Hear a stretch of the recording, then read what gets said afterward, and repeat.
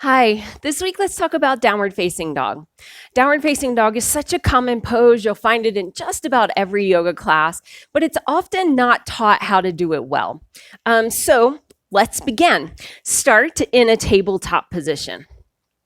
Set up your hands well. I have a little video a few weeks ago about how to set up your hands. So if you need to review that, please do. Bring some space between your fingers, grip the ground with your fingertips. Then walk your knees back behind your hips a couple of inches and curl your toes under. Tone your belly a lot, press the ground away from you, and then lift your hips up and stretch your hips up and back.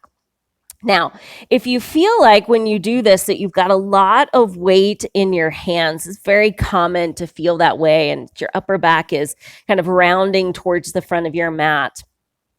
I encourage you to bend your knees and then press your hands firmly into the mat. Press the mat away from you and tip your tailbone towards the sky until your belly and your chest come closer towards your thighs. They don't have to touch, we're just going in that direction.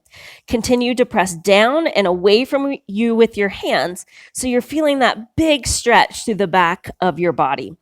And I encourage you, if your downward facing dog always feels like you have a ton of weight in your hands, to just do down dog with your knees bent so that you can really maximize this stretch through the back of your body. Now, downward facing dog is really a stretch for the whole back of the body.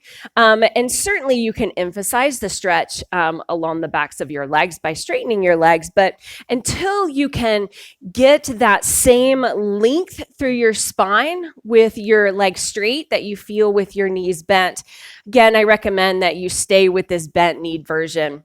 And my reasoning for that is there are not a lot of poses in yoga where we can get that stretch through our spine where we've got our hands on the mat. And it's such a good prep. That part of the pose is such a good prep for other poses that require that push down and reach up, something like handstand, for example.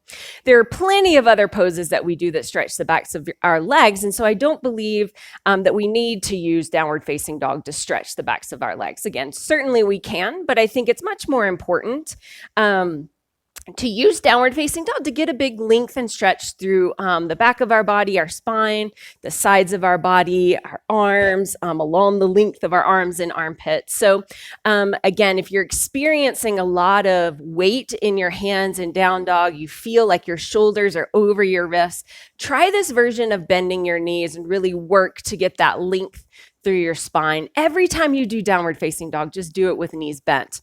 All right, if you've got any questions about that, please let me know. Give it a try.